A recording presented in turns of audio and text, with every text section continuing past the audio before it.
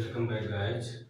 जैसा कि मैं मैटर के बारे में ऑलरेडी प्रीवियस लेक्चर में फर्स्ट लेक्चर में मैं डिस्कस कर चुका हूँ। ये नेचर नेचर क्या था आपका? Matter and energy. ओके, तो मैं मैटर ऑलरेडी आप लोगों को डिस्कस कर चुका हूँ। आज मैं डिस्कस करूंगा एनर्जी के बारे में। एनर्जी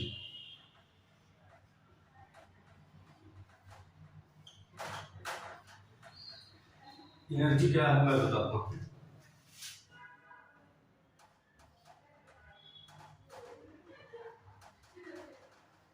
neither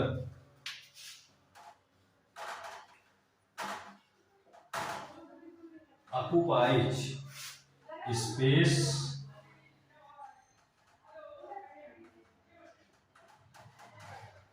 nor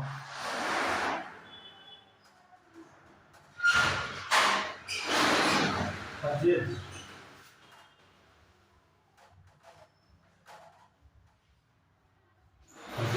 मास।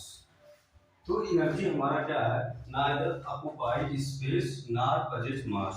तो एनर्जी जो हमारा है उसको कोई स्पेस ऑक्युपाई नहीं करता है, ना ही उसके पास कोई मास होता है। बट हाँ, एनर्जी को आप विजुअली और अदर सेंसेस के थ्रू उसको परसीव कर सकते हो। जब विजुअली लाइट है आपका, वो एक टाइप की एनर्जी है, तो आप विजुअली उसको परसीव कर सकते हो। साउंड है आपका, तो आप ईयर के थ्रू उसको परसीव कर सकते हो। और ऐसे भी एनर्जी है जो अदर सेंसेस के थ्रू आप उसको परसीव कर सकते हो।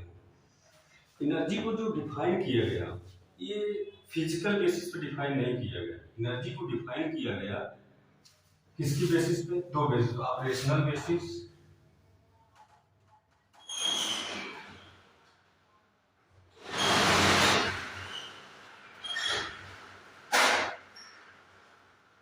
And functional basis.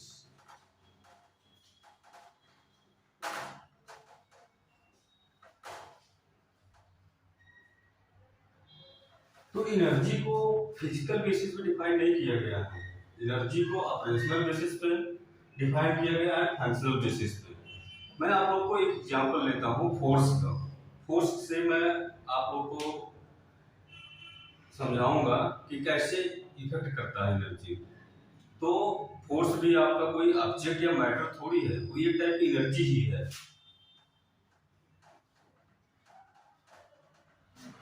फोर्स क्या है?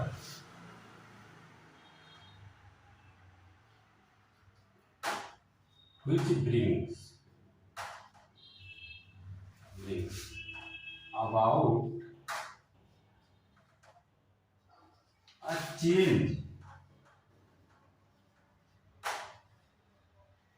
change or motion in matter। तो आपका फोर्स क्या है? फोर्स वो है जो हमारे मैटर में या तो चेंज कर देता है, मैटर को चेंज करेगा, कोई इफेक्ट डालेगा या उसको मोशन में लाएगा, कोई इफेक्ट डालेगा। तो ये भी एक टाइप की एनर्जी है।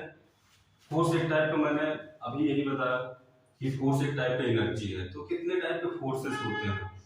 मैं एग्जांपल लेता हूँ। फॉर एग्जांपल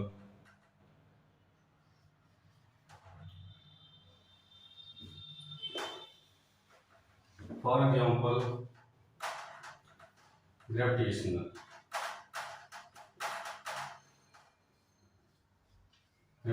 फोर्स हो गया, मैग्नेटिक फोर्स हो गया,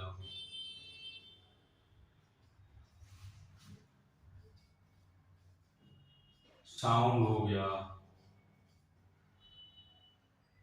लाइट हो गया, एक्सेट्रा। तो फोर्सेस बहुत हैं जो हमारे अर्थ पे, हमारे होल यूनिवर्स में बहुत फोर्सेस ऐसे लगते हैं, वो सब एक टाइप की एनर्जी ही है।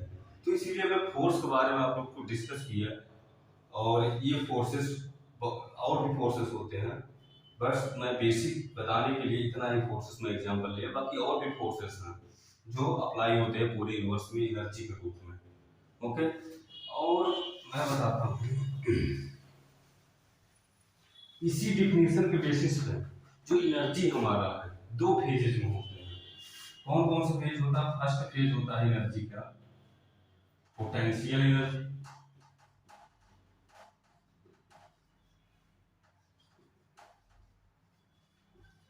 और सेकेंड होता है kinetic energy.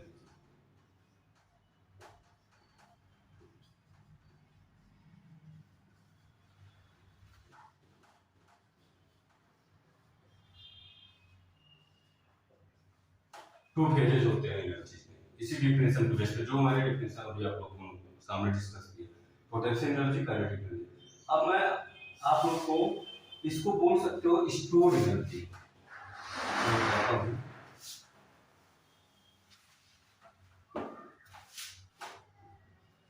Stored energy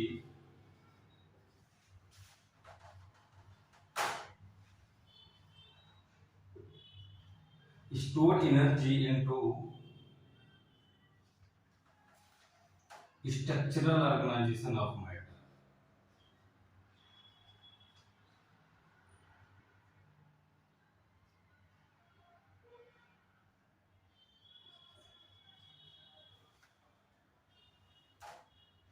structural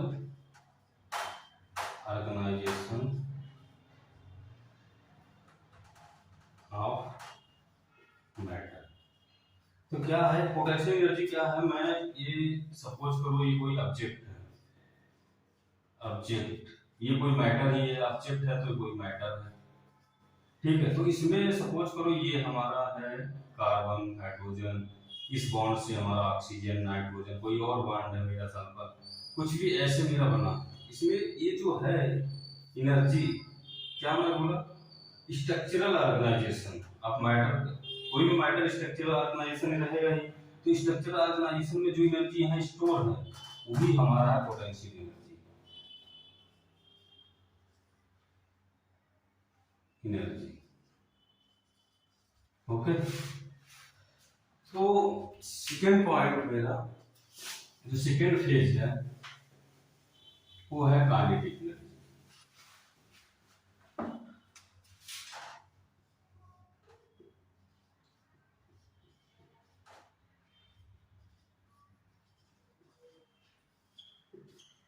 kinetic energy को बोल सकते हो मोशन ऑफ एनर्जी। क्या है? Motion of energy,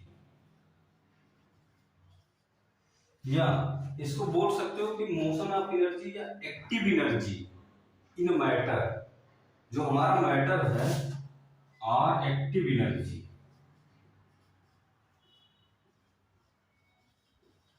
energy active energy which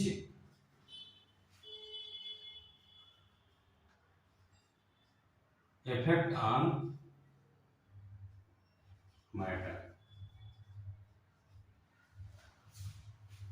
motion of energy बोल सकते हो, या एक ऐसा एक्टिव एनर्जी जो हमारे मैटर को इफेक्ट करता है, ये हमारा काइनेटिक एनर्जी। मैं एक एग्जांपल से आप लोगों को समझाता हूँ, एग्जांपल से आप लोगों को समझाता हूँ।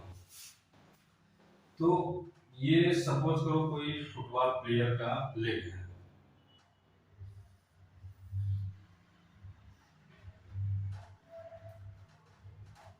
फुटबॉल प्लेयर, ये है लेग, ये फुटबॉल प्लेयर लेग है। ओके, तो यहाँ पे समझो बॉल है, क्या है? बॉल है। तो इसमें ये भी तो एक ऑब्जेक्ट है, ये भी एक मैटर, ये भी एक मैटर। तो यहाँ पे क्या है, इसके लेग में ये एनर्जी जो स्टोर्ड है वो पोटेंशियल एनर्जी है।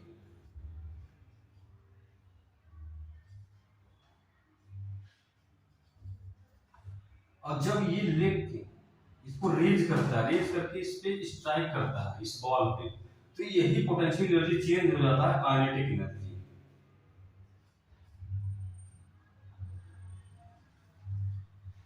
यही चेंज हो जाता है काइनेटिक एनर्जी में। आई होप आप लोग समझ गए होंगे पोटेंशियल एनर्जी, काइनेटिक एनर्जी। और जो इस इसमें भी एक ऑब्जेक्ट है, इसमें भी पोटेंशियल एनर्जी है, तो इस काइनेटिक एनर्जी की वजह से इस ऑब्जेक्ट पे इफेक्ट पड़ता है। तो आई होप आप लोग समझ चुके होंगे पोटेंशियल एनर्जी और काइनेटिक एनर्जी क्या है। आई होप आप लोग को पता होगा, क्योंकि ये स्टार्टिंग से ही पढ़ाया जाता है कि एनर्जी के दो लॉ होते हैं। लॉ ऑफ थर्मोडायनेमिक्स बोल सकते हैं। लॉ ऑफ थर्मोडायनेमिक्स में क्या होता है, दो लॉ होते हैं। फर्स्ट लॉ क्या होता है, conservation of energy. First law क्या होता है, कंजर्वेशन ऑफ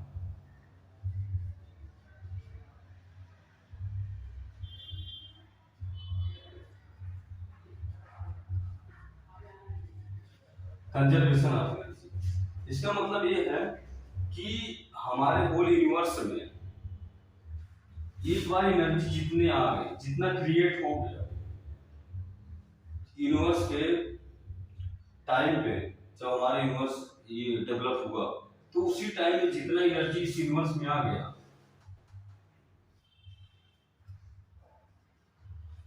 जितना यूनिवर्स में सब कुछ आ जाएगा। मैं ऑलरेडी आप लोग को यूनिवर्स के बारे में डिस्कस कर चुका हूं। तो जितना एनर्जी वो कंजर्व है, ना उसको क्रिएट किया जा सकता है और वो एनर्जी ना ही डिस्ट्रॉय किया जा सकता। वो ना ही तो क्रिएट हो रहा है और एनर्जी, ना ही वो डिस्ट्रॉय हो रहा है। जितना है पूरा यूनिवर्स में उतना है। और सेकंड लॉ क्या है,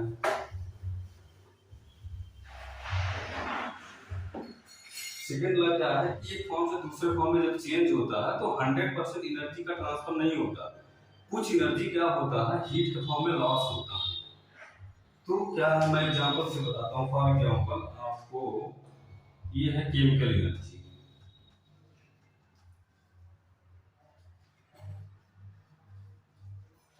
चेंज होता है बायोलॉजिकल एनर्जी।